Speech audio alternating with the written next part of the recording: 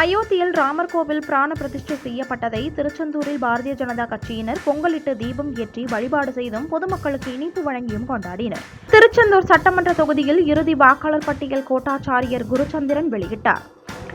திருச்செந்தூர் நகராட்சியில் மக்களுடன் முதல்வர் முகாம் நடைபெற்றது. அயோத்தியில் ராமர் கோவில் பிராண பிரதிஷ்டை செய்யப்பட்டதை திருச்செந்தூரில் பாரதிய ஜனதா கட்சியினர் பொங்கலிட்டு தீபம் ஏற்றி வழிபாடு செய்தும் பொதுமக்களுக்கு இனிப்பு வழங்கியும் கொண்டாடினர்.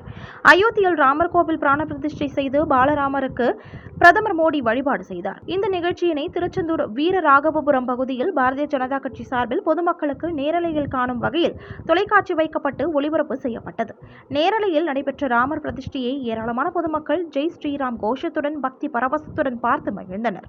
அதனைத் தொடர்ந்து பொதுமக்களுக்கு காசி தமிழ் சங்கம் மாநில பொறுப்பாளரும் பாரதிய ஜனதா கட்சி மகளிர் அணி மாநில பொதுச் செயலாளருமான நெல்லையம்மாள் இனிப்பு வழங்கினார்.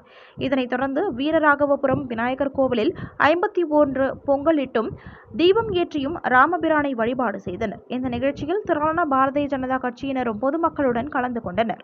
जय श्री राम, जय श्री राम, जय श्री राम,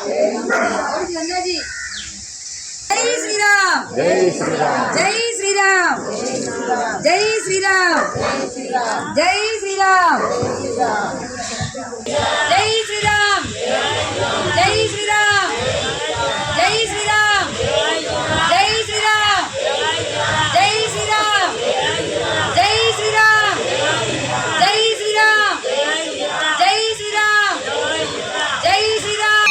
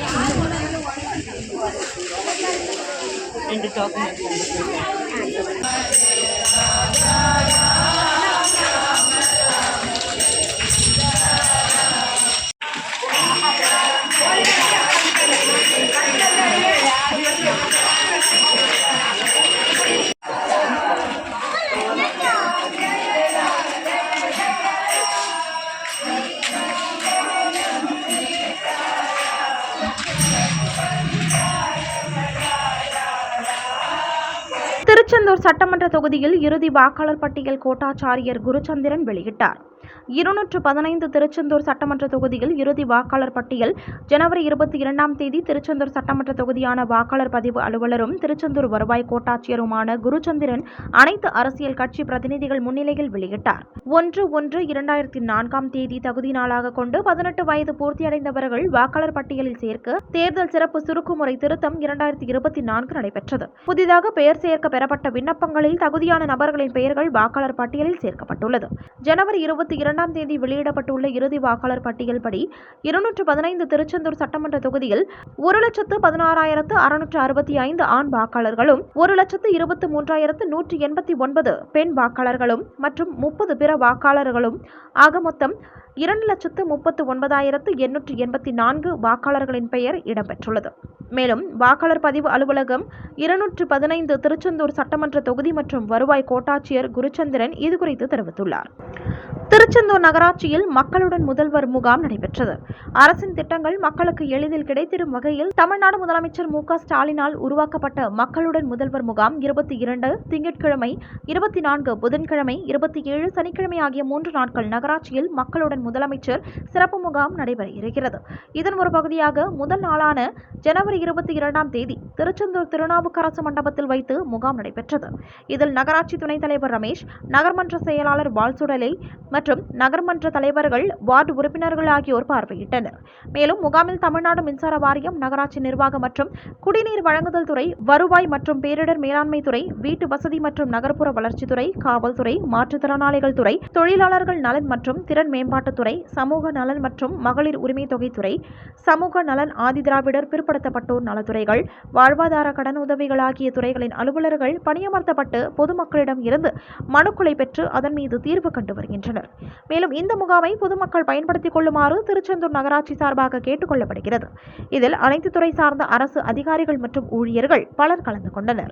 திருச்செந்தூர் சுப்பிரமணிய சுவாமி திருக்கோவில் தைப்பூச திருவிழாவிற்கு வரும் பக்தர்கள் ஜாதி ரீதியான உடைகள், சர்ப காவடி எடுத்து வரக்கூடாது என மாவட்ட காவல்துறை கண்காணிப்பாளர் எச்சரிக்கை விடுத்துள்ளார்.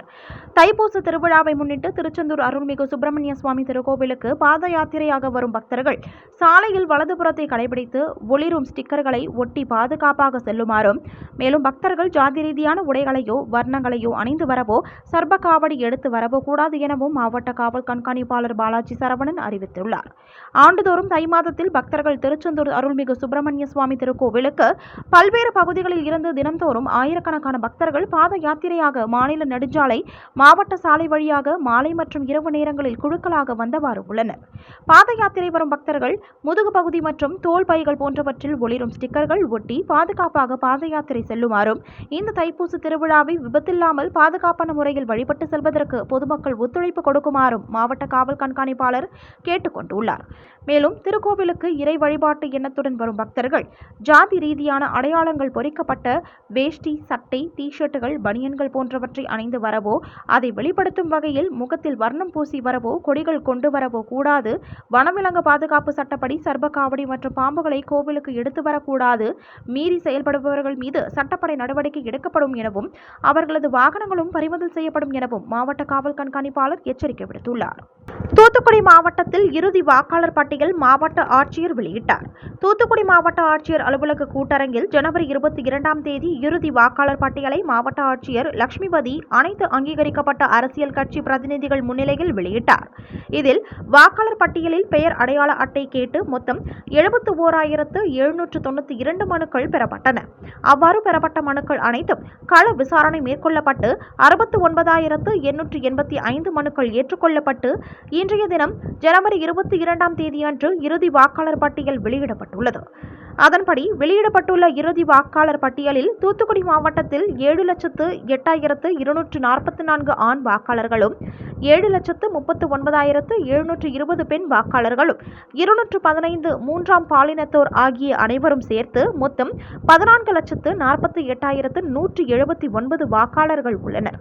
மேலும் தூத்துக்குடி சட்டமன்ற தொகுதியில் ஆண்கள் 13,67,016 பேரும், பெண்கள் 1,43,338, மூன்றாம் பாலினத்தோர் 71 என மொத்தம் 2,80,125 வாக்காளர்கள் உள்ளனர்.